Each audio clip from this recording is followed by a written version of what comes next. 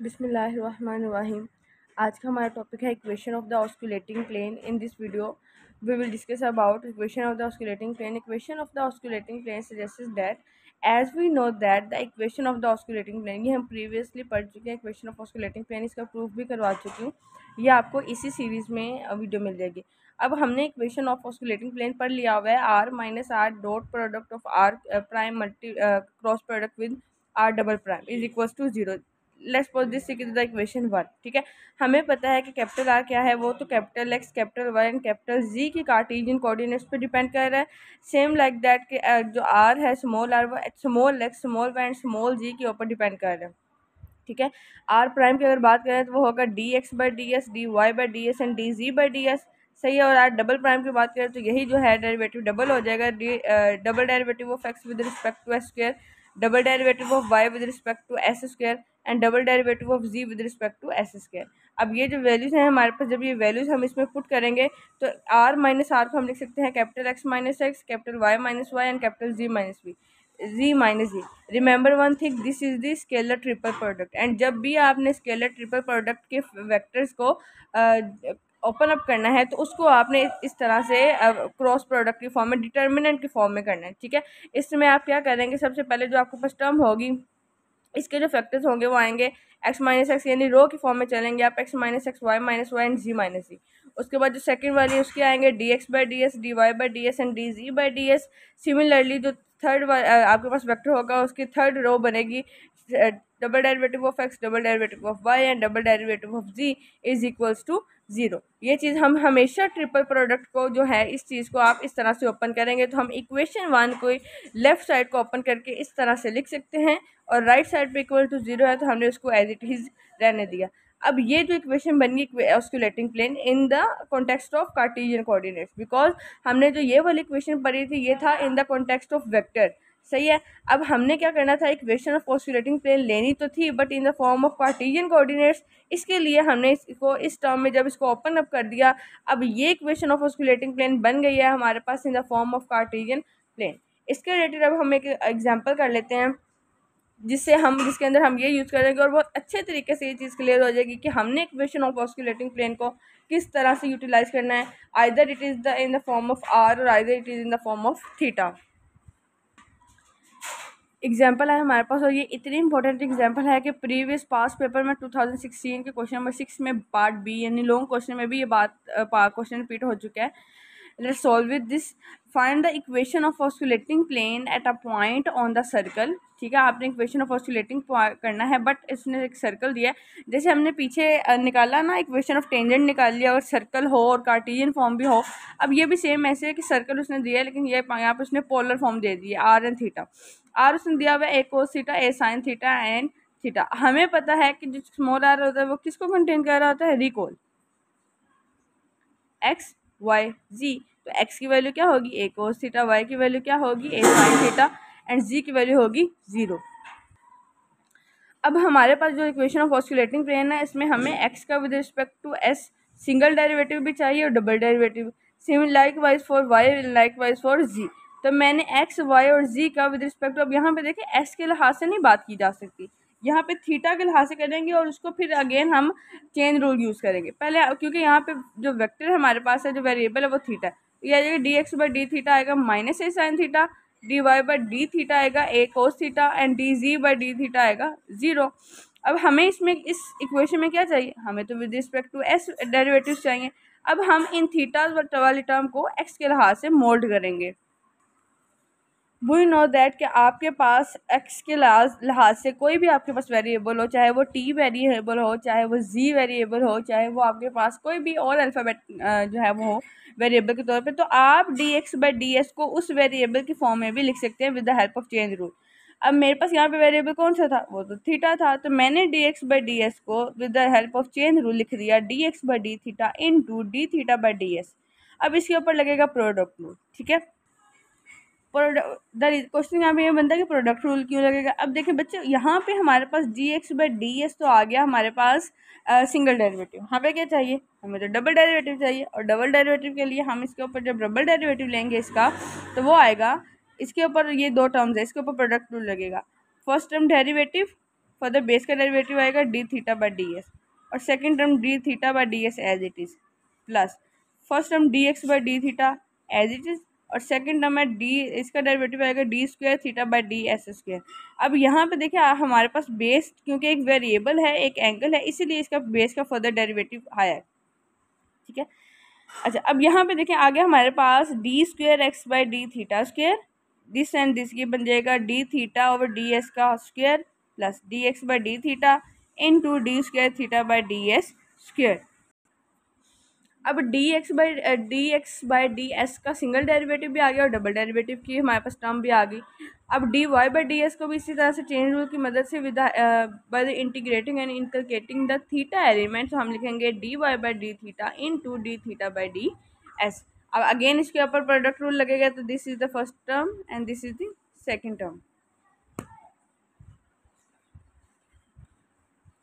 This one is the second term.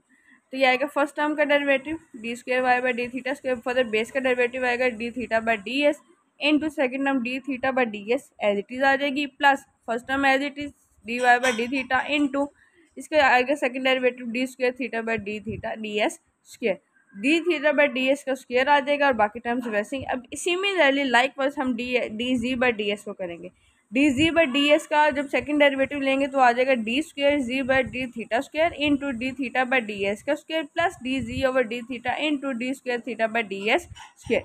अब हमारे पास फर्स्ट डेरिवेटिव्स और सेकंड डेरिवेटिव्स सब की वैल्यू आ गई, सबको पुट कर देंगे। इक्वेशन ऑफ ऑस्किलेटिंग प्लेन हमारे पास ये थी, ठीक है, तो मैंने पुट कर दिया। फर्स्ट रो में था x minus x y minus y z minus c, second row में था d x by D S D Y by D S and D G by D s, उसकी जगह पे मैंने जो वैल्यूज चेंज रूल की मदद से निकालनी थी वो लिख लिया, और थर्ड में था सबका डबल डेरिवेटिव, तो वो मैंने वैल्यूज लिख ली, ठीक है। यहाँ पे आप जब आपने लिखना है तो आपने इसका जो कॉलम है वो काफ़ी वाइड करके लगाना है, यहाँ पे स्पेस कम थी इस वजह से मैंने इस तरह से लिख लिया। अब देखें जब हमारे पास टर्म्स इस तरह से होती है ना, a plus b, a plus c, c plus d and d plus e, तो आप इसको इस तरह से लिख सकते हैं a c a d plus b d c e, ठीक है। यानी आप इसको फैक्टराइज करके ओपन करके लिख सकते हैं, क्योंकि आप इसको प्लस करेंगे तो देखें वो जो रिलेटिव होती हैं टर्म्स होती हैं वही तो ऐड होती हैं, ये आएगा ए प्लस बी वही बन गया, सी प्लस डी वही बन गया, तो ये इस तरह से हम यानी कि एक कंबाइंड फॉर्म को इस तरह से लिख सकते हैं। अब मैंने ये आपको क्यों बताया, क्योंकि हमारे पास देखें जो यहाँ पे है ना ये जो प्लस वाली टर्म्स है थर्ड वाला रो में, हम इसको करना चाह रहे हैं तो ऊपर तो हमारे पास ऐसा कुछ भी नहीं है, तो हम 0 0 0 लिख देंगे और नीचे हम उसको इस तरह से लिख लेंगे।